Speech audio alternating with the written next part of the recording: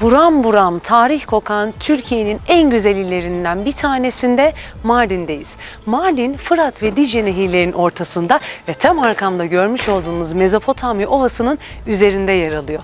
Venedik ve Kudüs'le beraber tamamı sit alanı olan ve dokusu bozulmamış 3 şehirden biri olan bu güzide şehrimizi keşfetmek üzere şu an yola çıkıyoruz.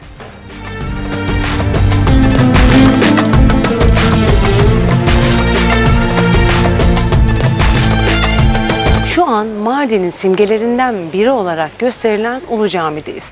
Ulu Cami Mardin'deki camiler içerisinde en eskisi. Yapım tarihi tam olarak bilinmese de kayıtlarda 1176 olarak geçiyor. İçerisinde öyle bir çeşme var ki insanın etkilenmemesi mümkün değil. Şimdi sizi ufak bir cami turuna, ardından da çeşmeye götürüyoruz.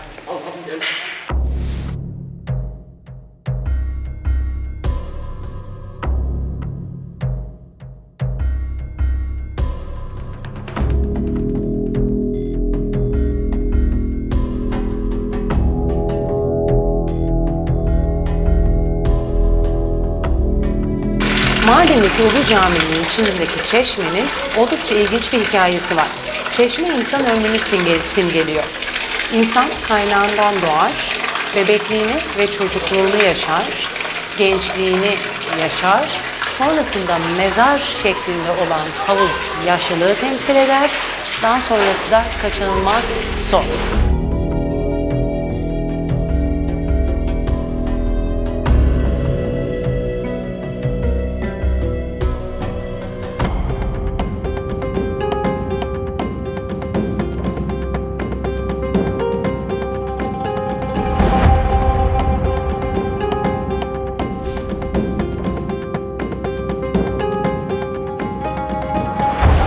Mardin'in en işlek caddesi olan 1. caddedeyiz şu an.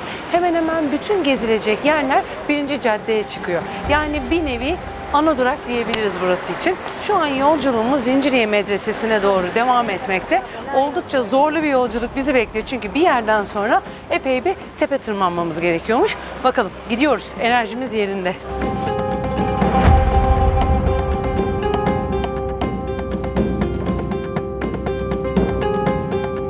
Zinciriye Medresesi'ne geldik. Buradan harika bir Mezopotamya Ovası manzarası daha karşıladı bizi. 35 kilometre ilerisi Suriye sınırı.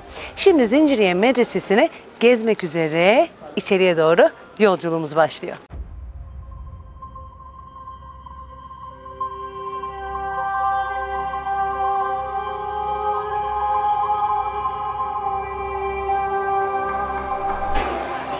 Zinciriye Medresesi, Mardin'de hüküm süren son Artuklu Sultanı tarafından 1385 yılında yaptırılıyor. 2 kattan oluşan bu medresede cami, avlu ve türbe bulunuyor. Medresenin üst katında küçük küçük odacıklar var ve bu odacıklar zamanında medresede okuyanlara ait olan odacıklarmış. Ayrıca Ulu Cami'de gördüğümüz ve insanlığın yaşam akışını, hayat döngüsünü temsil eden çeşme burada da yer alıyor.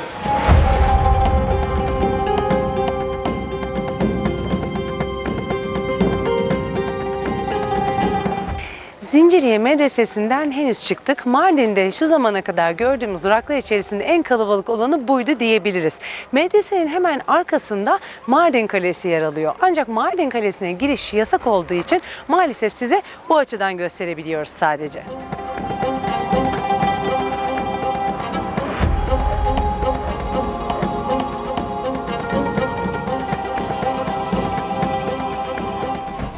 Buradan sonraki duraklarımıza şimdi Ana bana diyor ki her duraktan sonra evet şimdi nereye? Evet şimdi nereye? Şimdi eski Mardin için konuşursak böyle bir rota yapmak aslında çok zor. Çünkü her yere yürüyerek gidiyorsunuz. Dolayısıyla ayaklarınız nereye götürürse veya kalabalık o an için sizi nereye götürürse ona göre bir plan yapıyorsunuz.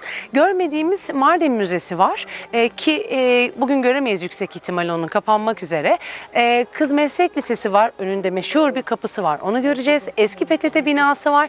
Revaklı Çarşı var. Bayağı şey varmış. Hadi o zaman. Hadi. Geç kaldık o zaman. Hadi ışığı kaçırmamak lazım.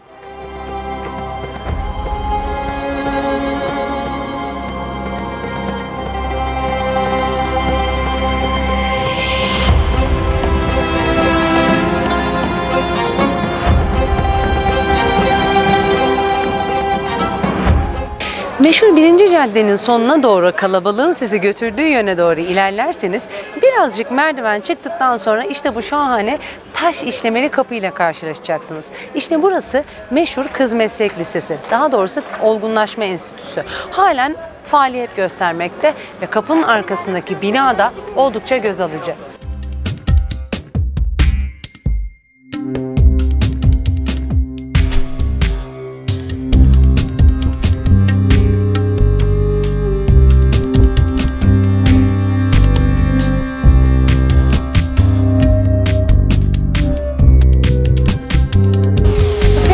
Bizi atın siz.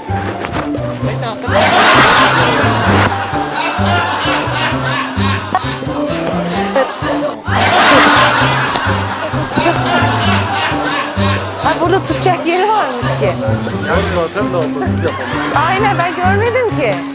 Yavaş.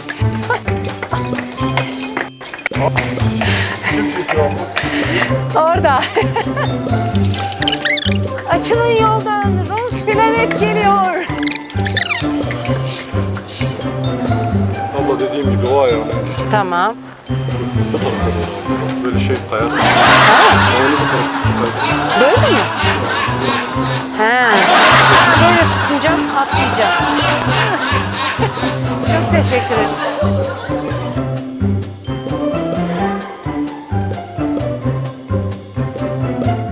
Söz konusu eski Mardin'i gezmek olunca hayatımız inanılmaz kolay. Listemizde olan rotaları Google'dan aramaya kalmadan karşımıza beliriveriyorlar.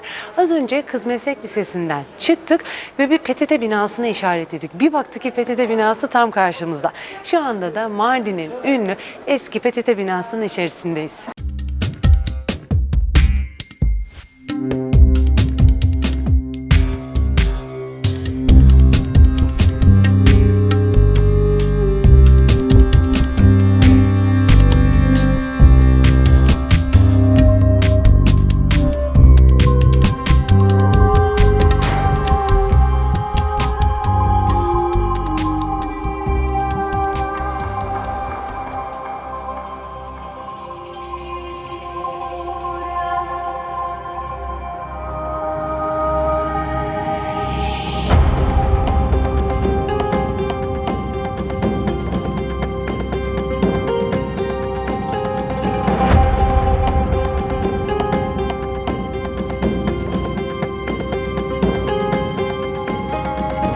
Sıra geldi sizi çok ilginç bir yerle tanıştırmaya. Revaklı Çarşı, yani Sipahiler Çarşısı, yani Tellallar Çarşısı. Revak dediğimiz şey sağda ve solda görmüş olduğunuz kemerli yapıyı ifade ediyor. Bu kemerli yapıların arkasında pek çok dükkan göreceksiniz ama en ilginç olanı bu gördüğümüz bitmeyen şehir yazan dükkanın tavanı. Burada insanların kısa kısa hayat hikayeleri yer alıyor ve Mardin küçük bir yer olduğu için hangi hayat hikayesinin kime ait olduğu bulunamasın ve bilinemesin diye numaralandırılmış durumda. Bir tane örnek okuyalım. Bir adamın güvercinin bacaklarındaki tüyleri daha güzel göründüğünü düşündüğü için kopardığını hatırlıyorum. Bu yapılamaz. 69 numara. Gece kulübünde çalışıyorum. 650 senelik bir bina. Hayvanların diye devam ediyor ve tahribata uğramış. 93 numaradan tek bir cümle alıntı var. 159 numara. Aile toplantısı sırasında dışarıdan insanlar içeri girip aileden 2 genci öldürdüler. Biri yeni evlenmişti. Karısının eli hala kınalıydı. Şimdi olacaklardan korkuyorum. Alınması gereken ölçüden korkuyorum.